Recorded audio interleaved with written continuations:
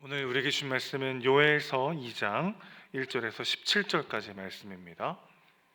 요엘서 2장 1절에서 17절까지 말씀 제가 봉독하도록 하겠습니다. 시온에서 나팔을 불며 나의 거룩한 산에서 경고의 소리를 질러 이 땅 주민들로 다 떨게 할지니 이는 여호와의 날이 이르게 됨이니라. 이제 임박하였으니 곧 어둡고 캄캄한 날이요 짙은 구름이 덮인 날이라. 새벽빛이 산 꼭대기에 덮인 것과 같으니 이는 많고 강한 백성이 이르렀습니다. 이와 같은 것이 옛날에도 없었고 이후에도 대대에 없으리로다. 불이 그들의 앞을 사르며 불꽃이 그들의 뒤를 태우니 그들의 예전의 땅은 에덴 동산 같았으나 그들의 나중의 땅은 황폐한 들 같으니 그것을 피한 자가 없도다. 그의 모양은 말 같고 그 달리는 것은 기병 같으며 그들이 산 꼭대기에서 뛰는 소리는 병거 소리와도 같고 불꽃이 건불을 사르는 소리와도 같으며 강한 군사가 줄을 벌이고 싸우는 것 같으니 그 앞에서 백성들이 질리고 무리의 낯빛이 하얘졌도다. 그들이 용사같이 달리며 무사같이 성읍 기어오르며 각기 자기의 길로 나아가되 그 줄을 이탈하지 아니하며 피차에 부딪히지 아니하고 각기 자기의 길로 나아가며 무기를 돌파하고 나아가나 상하지 아니하며 성중에 뛰어 들어가며 성 위에 달리며 집에 기어오르며 도둑같이 창으로 들어가니 그 앞에서 땅이 진동하며 하늘이 떨며 해와 달이 캄캄하며 별들이 빛을 거두도다. 여호와께서 그의 군대 앞에서 소리를 지르시고 그의 진영은 심히 크고 그의 명령을 행하는 자는 강하니 여호와의 날이 크고 심히 두렵도다. 당할 자가 누구이랴. 여호와의 말씀에 너희는 이제라도 금식하고 울며 애통하고 마음을 다하여 내게로 돌아오라 하셨나니 너희는 옷을 찢지 말고 마음을 찢고 너희 하나님 여호와로 돌아올지어다. 그는 은혜로우시며 자비로우시며 노하기를 더디하시며 인애가 크시사 뜻을 돌이켜 재앙을 내리지 아니하시나니 주께서 혹시 마음과 뜻을 돌이키시고 그 뒤에 복을 내리사 너희 하나님 여호와께 소제와 전제를 드리게 하지 아니하실는지 누가 알겠느냐. 너희는 시온에서 나팔을 불어 거룩한 금식일을 정하고 성회를 소집하라. 백성을 모아 그 모임을 거룩하게 하고 장로들을 모으며 어린이와 젖 먹는 자를 모으며 신랑을 그 방에서 나오게 하며 신부도 그 신방에서 나오게 하고 여호와를 섬기는 제사장들은 낭실과 제단 사이에서 울며 이르기를 여호와여 주의 백성을 불쌍히 여기소서. 주의 기업을 욕되게 하여 나라들로 그들을 관할하지 못하게 하옵소서. 어찌하여 이방인으로 그들의 하나님이 어디 있느냐 말하게 하겠나이까 할지어다. 아멘.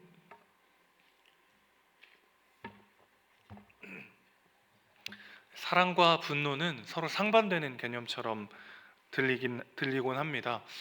고린도전서 13장에 사랑이라고 하는 것을 언제나 오래 참고로 시작해서 모든 것을 견디느니라 라는 말로 끝나는 이런 표현으로 묘사하듯이요. 보통 분노는 더 많이 사랑하지 못하고 더 오래 인내하며 안아주지 못했을 때 터뜨리는 감정일 때가 많기 때문입니다. 자녀들을 양육할 때 이런 경우가 많이 있죠. 아빠가 몇 번 말했니? 하나, 둘, 셋. 그런 다음에 이제 화를 보통 내게 되는데, 그런데 이렇게 인내심의 한계를 느낄 때만 분노가 터져 나오는 것은 아닙니다. 사랑하는 대상이 자기를 망가뜨리는 모습을 볼 때도 울분이 터져 나오기 마련이죠. 자녀가 결과가 뻔히 보이는 안 좋은 선택을 하려 할 때, 나쁜 결정을 내리려 할 때 부모의 마음은 안타까움을 넘어서 분노로 가득하게 되죠. 지나가다 동네 청소년들이 담배 피는 모습을 보면 아이고 다음에 커서 뭐가 되려고 저러나 한숨 쉬면서 지나갈 수 있겠습니다마는 그게 우리 집 아들인 경우에는 어째 그냥 지나갈 수가 있겠습니까? 사랑하지 않아서 화를 내는 것이 아니라 사랑하기 때문에 분노할 수밖에 없는 상황이 있기 마련이죠. 일반적으로 사랑은 인간으로 하여금 더 많이 인내하게 하고 더 많이 안아주게 만드는 것도 사실이지만, 그러나 사랑할수록 그 사랑하는 대상이 스스로를 망가뜨리는 모습을 지켜볼 수가 없기 마련입니다. 그런 경우에 사랑할수록 분노는 더욱더 심해지는 것이죠. 요엘서에 나오는 하나님의 분노가 바로 이런 분노입니다. 요엘서에는 무서운 심판의 이야기가 계속해서 이어지고 있습니다. 1장에서는 메뚜기 떼가 와서 모든 것을 황폐하게 만들 것이라고 하는 말씀이 선포되었었죠. 그날은 여호와의 날이고 심판의 날입니다. 이어 2장에서는 온 세상을 까맣게 덮는 메뚜기 떼로 인해서 이 온 세상이 깜깜해질 것을 이야기하면서 그것이 여호와의 군대로 묘사되고 있습니다. 본문 1절에는 시온에서 나팔을 불고 소리를 지르는 장면이 기록되어 있는데요. 군대가 나팔을 불고 소리를 높이는 것은 구약에서 전쟁의 행진의 신호였습니다. 이스라엘은 전쟁 때 하나님의 보호 가운데 진격하면서 불리한 상황에서도 승리를 경험하곤 했죠. 그런데 본문이 말하는 이 여호와의 날에 나는 이 나팔 소리는 이스라엘을 두렵게 만드는 소리였습니다. 왜 그렇습니까? 이 메뚜기 떼와 같은 여호와의 군대가 이스라엘을 치러 오는 군대였기 때문이죠. 4절 이하를 보면 그 군대가 얼마나 강력했는지를 묘사하고 있습니다. 강력한지를 묘사하고 있는데 이 군대는 거침없이 내달리는 기병과도 같죠. 엄청나게 많은 무리임에도 불구하고 서로 충돌하지도 않고 각기 자기의 길대로 나아갑니다. 이 군대는 어떤 난관도 뚫어낼 뿐만 아니라 상하지도 않은 채 성중으로 집 안으로 내달린다고 묘사되고 있습니다. 아무도 그들을 막을 수가 없는 것이죠. 이스라엘은 역사 속에서 이런 비슷한 강력한 군대를 여러 번 경험한 바 있습니다. 아수르의 강력한 군대가 그랬고 바벨론의 군대가 그랬죠. 그러나 아무리 강한 군대라 할지라도 아무리 강력한 제국이라 할지라도 하나님 앞에서는 아무것도 아니었다는 것을 그들은 알고 있었습니다. 그런데 지금 이스라엘을 치러 오는 군대는 하나님의 군대라는 것이 문제인 것이죠. 하나님께서 어찌 자기 백성을 직접 치시려 하시겠습니까? 오늘 본문에도 여실히 드러나 있는 이 하나님의 진노, 이 진노는 진노 자체가 목적이 아닙니다. 그분의 맹렬한 분노는 그분의 신실한 사랑의 결과였습니다. 그러니 이렇게 분노하시며 강력한 심판을 말씀하시는 이유는 무엇입니까? 지금이라도 돌아오라는 것이죠. 너무 늦어버려서 은혜를 경험하지 못하는 게 아니라 하나님께서 나를 설마 하면서 회개하지 않기 때문에 은혜를 경험하지 못한다는 것이죠. 그래서 요엘서의 구조를 보면요, 오늘 본문까지 2장 17절까지 말씀이 하나님의 진노와 심판에 대해서 다루고 있고, 이제 2장 18절부터 마지막까지는 하나님의 약속과 소망의 메시지가 담겨져 있습니다. 자, 그러니까 아까 서두에 고린도전서 13장 얘기를 했잖아요. 사랑은 오래 참고 모든 것을 바라고 모든 것을 견디는 것이다 라고 말씀드렸는데, 그 모든 것을 견디고 참는다는 건 어떤 뜻이죠?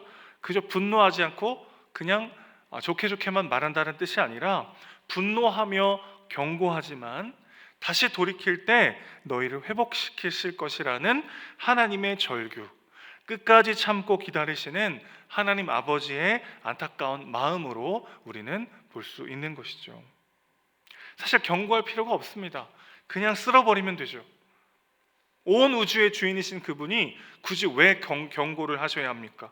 심판의 날이 있을 것이라는 경고가 왜 필요하죠? 사실은 경고 자체가, 심판 자체가, 분노 자체가 목적이 아니라 돌이키라는 절규인 것이죠. 그래서 하나님이 정말 하시고 싶으셨던 말씀은 12절에 나와 있습니다. 너희는 이제라도 돌이키라. 지금도 많이 늦었지만 이제라도 돌아오면 내가 너희를 건져줄 것이다. 여러분, 이것이 얼마나 하나님의 하나님 되심과는 어울리지 않는 비참한 절규입니까? 온 우주의 주인이신 그분께서 당신이 사랑하시는 백성에게 지금이라도 괜찮으니 돌아오라, 이제라도 돌아오다, 이렇게 절규하고 계신 것이죠. 바로 이것이 하나님의 진짜 속마음이었습니다.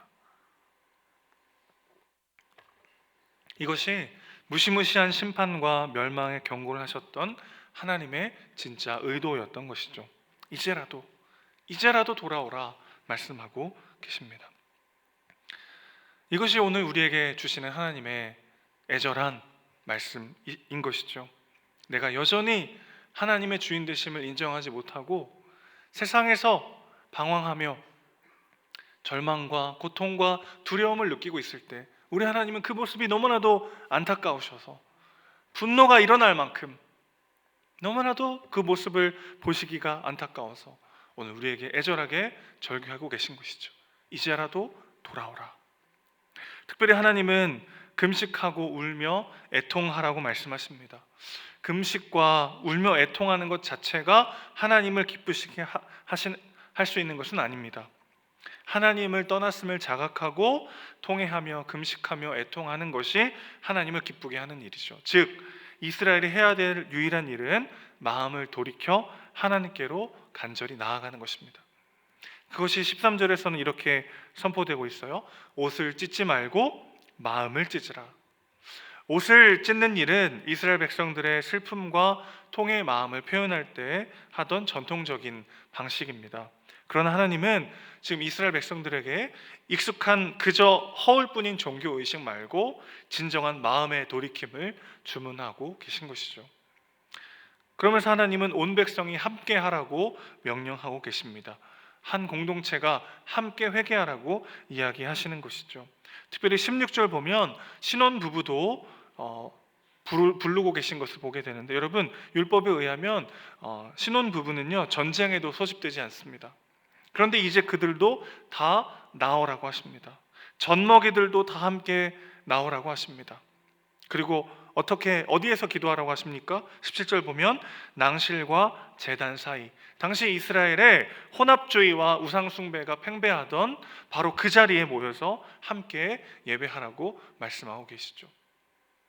그들 중에는 억울한 사람도 있을 것입니다. 하나님, 저는 그렇게 혼합주의에 빠지지 않았습니다. 하나님, 저는 여전히 신실하게 하나님 섬기고 하나님만 예배하며 그렇게 여기까지 왔습니다. 그렇게 얘기할 수 있는 사람도 물론 있었을 것입니다. 그러나 지금 하나님 뭐라고 말씀하세요? 함께 다 같이 나라를 위하여, 공동체를 위하여 기도하라라고 말씀하고 계시는 것이죠. 온 나라의 영적 타락을 나는 안 그랬다고 하면서 비난만 하지 말고 함께 애통하고 함께 금식하며 기도하라고 하십니다. 오늘 우리의 상황도 이와 같죠, 여러분. 온 나라가 떠들썩하게 흔들리는 여러 뉴스들과 상황들이 계속되고 있습니다. 그때 하나님의 자녀로서, 크리스찬으로서 우리는 어떻게 해야 합니까?